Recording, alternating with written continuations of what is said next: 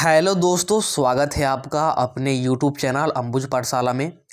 तो इस वीडियो में हम लोग JAC board weekly test class 11th का फिजिक्स का सबसे महत्वपूर्ण संभावित प्रश्न देखने वाले हैं, जो कि आज के वीकली टेस्ट एग्जाम में आपके लिए हेल्पफुल रहेगा। साथ ही आपका फाइनल बोर्ड एग्जाम के पॉइंट ऑफ व्यू से भी सारे के सारे प्रश्न बहुत ही महत्वपूर्ण होने वाले हैं, इसलिए वीडियो को कंप्लीट देखेगा। चलिए वीडियो को स्टार्ट करते हैं। वीडियो को स्टार्ट करने से पहले चैनल पर नए होंगे तो चैनल को सब्सक्राइब करके जरूर रख लीजिएगा। साथ ही वीडियो को अपने दोस्तों के पास भी शेयर कर दीजिएगा, क्योंकि वीडियो बहुत ही ज़्यादा इंपॉर्टेंट होने वाला है। लेटेस्ट अपडेट और पीडीएफ के लिए आप लोग टेलीग्राम ग्रुप और व्हाट्सएप चैनल को ज्वाइन जरूर कीजिएगा। दोनों का लिंक डिस्क्रिप्शन में दिया गया है। और सबसे महत्वपूर्ण, आपको डिस्क्रिप्शन में ही इंस्टाग्राम का लिंक दिया गया है। इंस्टाग्राम पेज का आपको लिंक डिस्क्रिप्शन में दिया गया है, तो इंस्टाग्राम को फॉलो जरूर कीजिएगा, क्योंकि जो भी महत्वपूर्ण सब्जेक्टिव के प्रश्न और उत्तर हैं वो आपको इंस्टाग्राम पर ही मिलेगा। क्वेश्चंस प्लस में आंसर दोनों सब्जेक्टिव के वो आपको इंस्टाग्राम पर ही मिलेगा, इसलिए इंस्टाग्राम को फॉलो करना बेहद ज़रूरी है, इसलिए फॉलो जरूर कर लीजिएगा। तो चलिए स्टार्ट करते हैं बिना देरी किए, और एक एक करके सारे प्रश्नों को हम लोग यहाँ पर देख लेते हैं। तो सबसे पहले है हमारे पास सेक्शन ए, जिसमें कि है ऑब्जेक्टिव प्रश्न। तो पहला ऑब्जेक्टिव प्रश्न देखिए, which of the flowing material is most elastic. निम्नलिखित में से कौन सी पदार्थ सबसे अधिक प्रत्यास्थ है। सबसे अधिक प्रत्यास्थ पदार्थ पूछ रहा है। ऑप्शन क्या कह दिएगा है, स्टील यानी कि इस्पात, रबर, कॉपर और ग्लास। तो सही आंसर क्या जाएगा, सबसे अधिक प्रत्यास्थ पूछा है, सबसे अधिक प्रत्यास्थ यानी कि मोस्ट इलास्टिक ना। तो सही आंसर क्या जाएगा, सही आंसर जाएगा स्टील यानी कि इस्पात। ऑप्शन नंबर ए हो जाएगा आपका बिल्कुल सही जवाब पहला नंबर वाले प्रश्न का। इसके बाद देखिए नेक्स्ट क्वेश्चन है हमारे पास, the restoring force per unit area is known as. प्रति इकाई क्षेत्रफल पर प्रत्यानयन बल को किस रूप में जाना जाता है। एक्चुअली ये आपको डिफिनेशन टाइप का दे दिया, अब आपसे ये पूछ रहा है कि इसको हम लोग किस रूप में जानते हैं। तो अगर आप लोग पढ़े होंगे, आपके ध्यान में ये होगा या फिर आपको याद होगा, तो आप लोग इसको बहुत ही इजीली आंसर कर पाएंगे। सबसे पहले ऑप्शन देख लीजिए, स्ट्रेन है यानी कि विकृति, इलास्टिसिटी है यानी कि प्रत्यास्थता, फिर है स्ट्रेस यानी कि प्रतिबल, और फिर है प्लास्टिसिटी यानी कि प्लास्टिसिटी। ठीक है, तो सही आंसर क्या जाएगा, सही आंसर आ जाएगा हमारे पास। सही आंसर की बात करेंगे तो सही आंसर आ जाएगा, सही आंसर आ जाएगा यहाँ पर आ जाएगा स्ट्रेस। क्या, स्ट्रेस आ जाएगा, यानी कि ऑप्शन नंबर कौन सा, ऑप्शन नंबर आ जाएगा सी आपका बिल्कुल सही जवाब। ठीक है, ऑप्शन नंबर सी दूसरा का बिल्कुल सही जवाब आ जाएगा। इसके बाद देखिए नेक्स्ट है तीसरा का नंबर वाला, the only elastic modulus that applies to fluids is. तरल पदार्थी पर लागू होने वाला एकमात्र प्रत्यास्थदार गुणांक क्या है।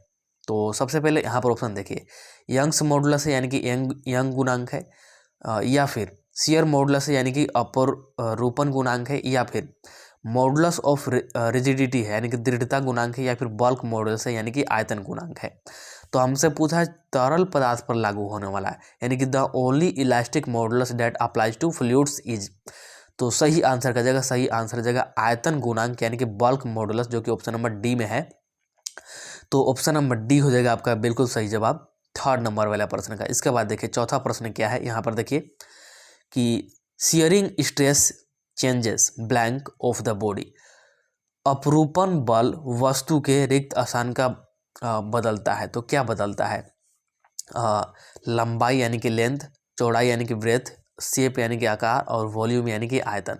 तो ये क्या बदलता है, शेप को बदलता है यानी कि आकार को, यानी कि ऑप्शन नंबर सी हो जाएगा आपका बिल्कुल सही जवाब चौथा नंबर वाले प्रश्न का। इसके बाद देखिए पांचवा नंबर वाला प्रश्न हमारे पास क्या है कि dimensional formula for modulus of elasticity. किसका डायमेंशनल फार्मूला, तो मॉडुलस ऑफ इलास्टिसिटी का, यानी कि प्रत्यास्थता गुणांक का बीमीय सूत्र है। तो प्रत्यास्थता गुणांक का बीमीय सूत्र आपका क्या निकलता है, ये निकलता है m1 l-1 t-2। ठीक है, ये निकलता है m l t-2, जो कि ऑप्शन नंबर ए में ही आपको देखने को मिल रहा होगा। तो ऑप्शन नंबर ए को कर देंगे टिक। आगे बढ़ते हैं, तो छठा नंबर वाला प्रश्न देखिए हमारे पास क्या है, डिफाइन विस्कोसिटी। श्यानता को परिभाषित करें, श्यानता को डिफाइन करना है। ठीक है, मतलब कि परिभाषित करना है। तो 4 ऑप्शन दिए गए हैं। वस्तु के प्रवाह का प्रतिरोध को ही हम लोग बोलते हैं श्यानता, यानी कि विस्कोसिटी, यानी कि resistance to flow of object, या फिर resistance to flow of air, यानी कि वायु के प्रवाह का प्रतिरोध।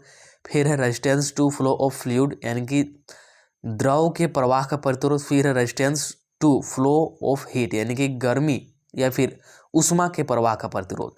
तो सही आंसर क्या जगह, सही आंसर जगह द्रव के प्रवाह, ठीक है, द्रव के प्रवाह का प्रतिरोध, यानी कि ऑप्शन नंबर सी, यानी कि resistance to flow of fluid, यानी कि ऑप्शन नंबर सी हो जाएगा आपका सही जवाब, छठा का ऑप्शन नंबर सी।